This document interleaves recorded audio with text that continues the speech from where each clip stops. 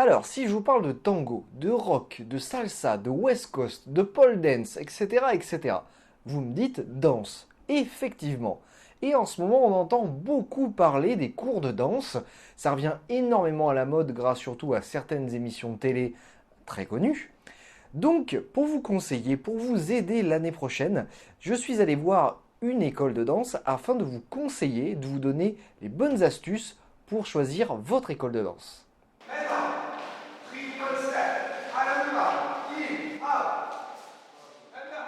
Bonjour Norbert. Ben salut, heureux de t'accueillir aujourd'hui, c'est super. Merci beaucoup. Alors, pour commencer, une petite question facile. Donc, il y a beaucoup d'émissions de télé qui parlent de la danse, Danse avec les stars, Incroyable talent.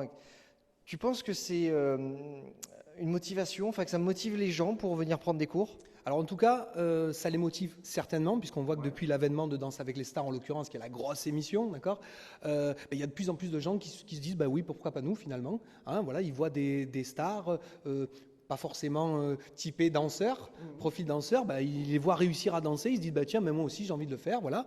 Donc évidemment, ça a permis une démocratisation de la danse, et c'est vrai qu'il y a de plus en plus de monde, et moi j'aime à penser que c'est aussi grâce à ces émissions qu'il y a un essor dans les écoles de danse. Qu'est-ce qui vous a attiré dans la danse? Pourquoi vous avez eu envie de faire de la danse? Parce que c'est l'expression du corps, parce que c'est un bien-être intérieur, parce que c'est l'interprétation de la musique aussi. Et toi? Alors moi c'est très simple, j'avais ma sœur qui dansait déjà et je la regardais danser, je trouvais ça super beau. Et au bout d'un moment, je me suis lancé, je me suis jeté et ça y est, maintenant moi aussi je danse. Je restais tout le temps assis pendant les soirées et puis du coup j'ai été inscrit de force à la danse par mes parents il y a plus de 15 ans maintenant. Et puis voilà, hein, depuis j'ai pas arrêté. Moi j'ai commencé il y a 12 ans quand j'étais ado. Alors pour être tout à fait honnête, j'ai commencé à danser il y a 7 ans. Et c'est Muriel qui m'a inscrit à l'école de danse. Et alors, je vais vous dire, j'y suis allé complètement à reculons. J'avais peur, j'étais stressé. C'était terrible. Mais alors maintenant, maintenant, je suis plus mordu que Muriel encore. Oui, c'est vrai. J'avais envie depuis très longtemps d'apprendre les danses de salon. Donc on a pris des cours avec Norbert, on a découvert le rock, la salsa. On reste très accro au tango. Et là, on a découvert le West Coast. Et c'est une danse qui nous plaît énormément. Donc, on incite tout le monde à venir en faire. Même les vieux. D'accord. Et bon, moi, par exemple, j'ai 2 pieds gauches. Hein, je ne sais pas danser. Enfin, qu'est-ce que tu me conseillerais si, voilà, demain, je viens, enfin, l'année prochaine, je viens pour apprendre à danser? Alors, si tu as réellement deux pieds gauche, je te conseille une opération.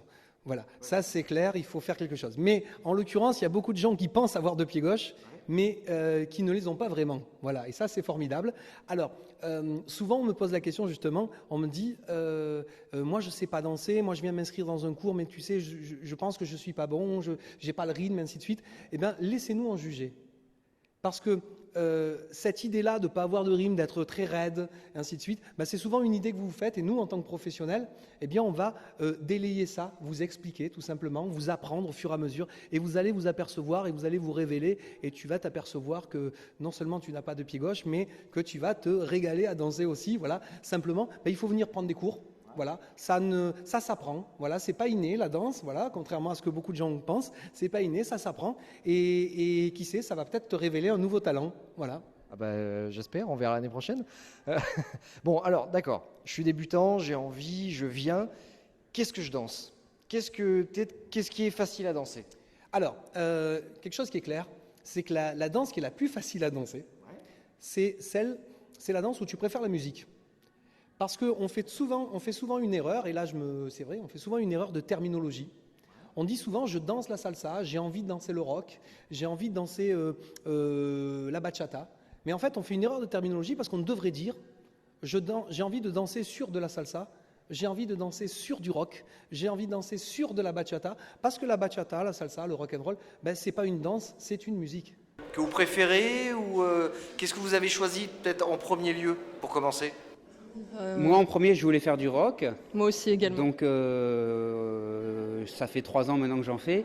Et j'ai commencé à faire de la salsa en même temps, ce qui est vraiment très très sympa aussi. Et là, cette année, il a commencé le West Coast, donc on a voulu essayer un petit peu. Et avec quelques efforts, ça paye et on finit par beaucoup s'amuser. Bah oui, on fait surtout du rock and roll, on fait de la salsa aussi. Moi, je donne les cours de rock à Aix. Voilà, donc ça fait quelques années qu'on pratique le rock and roll, c'est comme ça qu'on a commencé. Et puis les danses swing en général, c'est un peu plus notre truc que les latines. Voilà. Cours particulier, cours collectif, c'est quoi peut-être la différence fondamentale et qu'est-ce que tu conseilles? Alors, il n'y a aucun conseil là-dessus. Parce que cours collectif ou cours particulier, les deux sont géniaux. Alors, pourquoi on va faire un cours particulier ou pourquoi on va faire un cours collectif? Voilà. Alors, le cours particulier, c'est très simple. Soit on n'a pas la capacité professionnelle, par exemple, par rapport à tes horaires, d'avoir la capacité de venir toutes les semaines, dans un récurrent, venir faire ses cours toutes les semaines parce qu'on a des horaires professionnels qui ne nous permettent pas. Bon, ben là, on va faire des cours particuliers parce qu'une séance de cours particulier, ça équivaut à peu près à 1 mois et demi de cours collectif. Voilà, donc on va privilégier peut-être ça. Si on a envie, par exemple, de danser qu'avec sa danseuse, parce qu'on a un objectif aussi, par exemple, on va se marier, voilà, pour une ouverture de bal, ou tout simplement, ben, on a une soirée, voilà, et on veut être prêt pour ça, voilà, ben, on vient en cours particulier. On a aussi des personnes, ça aussi c'est intéressant, parce qu'on a des personnes qui viennent en cours particulier, un petit peu avant le début de l'année, histoire de se rassurer et de s'assurer qu'ils n'ont pas de pied gauche, justement, voilà, et qui ont besoin, avant de se lancer dans le grand bain du cours collectif, ben de venir faire un petit cours, voilà, histoire de voir un petit peu ce que c'est. Donc ça, c'est le cours. Sinon, moi, j'ai tendance à dire, venez dans un cours collectif, amuse-toi dans un cours collectif, il y a de l'ambiance, il y a de la fête, on bosse, on rencontre plein de gens, et si vous avez le choix, ben voilà. Sinon, cours particulier, mais les deux sont géniaux. Qu'est-ce que vous conseillerez peut-être à ceux qui ont envie d'apprendre à danser? Aux débutants? De venir voir, de venir essayer et ensuite d'aller danser en soirée pour vraiment apprécier parce que c'est là qu'on apprécie le plus. C'est dans la pratique, je confirme. Avec une super danseuse en plus. Merci. Alors surtout de ne pas avoir honte. Parce que tout le monde a été débutant, tout le monde est débutant, on n'est pas là pour juger les autres. Et voilà, donc on vient, on fait nos premiers pas et on est maladroit au début, c'est normal. Puis après, petit à petit, on se prend au jeu, on voit que tout le monde est pareil que nous. Il y a une super ambiance, donc du coup, ben, ça donne envie de rester. Et puis après, on y reste, on est bien. Voilà, mais surtout, ne pas avoir honte de venir la première fois. Et ben, de ne pas se poser des questions et qu'on peut danser à tout âge. Et même quand on n'a jamais dansé, qu'on est un vieux marin. Voilà, la preuve. Et surtout, n'ayez pas peur. Un petit dernier conseil peut-être pour quelqu'un qui, comme moi, voilà, a envie d'apprendre à danser l'année prochaine. Alors, le conseil que je vais te donner, c'est tout simple, c'est déjà de venir voir l'école. Il faut venir voir l'école, c'est-à-dire qu'il faut venir soit en septembre essayer un cours d'essai, voilà, comme ça vous allez voir l'ambiance, vous allez voir la qualité aussi, et voir si le prof vous correspond aussi. Quand vous faites un cours d'essai de danse, vous allez venir voir, vous allez suivre le cours, et à la fin, pour moi, il y a 2 possibilités.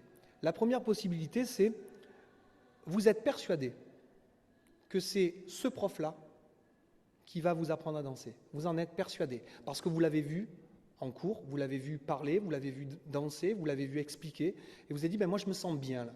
Ce prof-là, il est bien, voilà. Et là, dans ces cas-là, vous ne posez pas de questions, vous venez, voilà. Si vous n'en êtes pas persuadé, eh bien, n'hésitez pas à aller essayer les autres écoles de danse. La deuxième petite chose, ça c'est le petit conseil plus, allez, voilà, le petit bonus.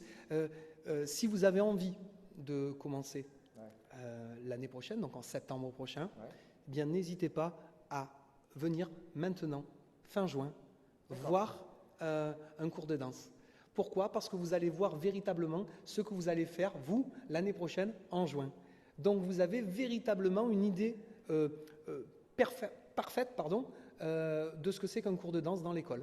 Oui, de ce qu'on pourra faire voilà, de l'ambiance. Et vous avez une idée aussi de ce qu'on appelle le niveau moyen. C'est-à-dire si vous avez 30 personnes, 40 personnes devant vous et qu'il y en a 2 qui dansent et tous les autres qui ratent, vous pouvez vous dire qu'il y a 2 personnes qui sont douées, mais il y en a quand même 80% qui ratent. Donc si on fait ça, ben peut-être que le niveau moyen de l'école n'est pas génial. Par contre, s'ils y arrivent tous, Alors là, vous pouvez vous dire, tiens, on arrive à niveler, donc le professeur, c'est un bon prof parce qu'il arrive à niveler l'école. Voilà. Donc ça, c'est mon petit conseil plus, ton petit bonus, voilà. C'est, n'hésitez pas, venez voir les écoles maintenant, parlez aux profs maintenant, ils seront ravis de vous accueillir. Voilà. Et à la fin du cours, n'hésitez pas aussi à parler aux élèves. Oui, pour savoir un petit peu ce qu'ils en pensent. Voilà, voir l'ambiance, est-ce que ça vous plaît, tout ça, voilà. C'est un moment de convivialité, mais c'est aussi un an. Un investissement, vous faites le pas le plus difficile, c'est celui qui vous fait rentrer dans l'école de danse l'année prochaine. Donc voilà, ça c'était mon petit conseil, n'hésitez pas à contacter les écoles maintenant, ils seront une joie de vous accueillir. Voilà. Bon, bah merci beaucoup pour ces conseils, voilà, sur le monde de la danse, hein, comment entrer dans une école de danse. Et puis bah écoute, moi je te souhaite une bonne fin d'année pour ces cours et puis une bonne année prochaine. Bah écoute, merci beaucoup et on compte sur toi. Voilà, et tes 2 pieds gauches. On va essayer. Merci. Bye bye.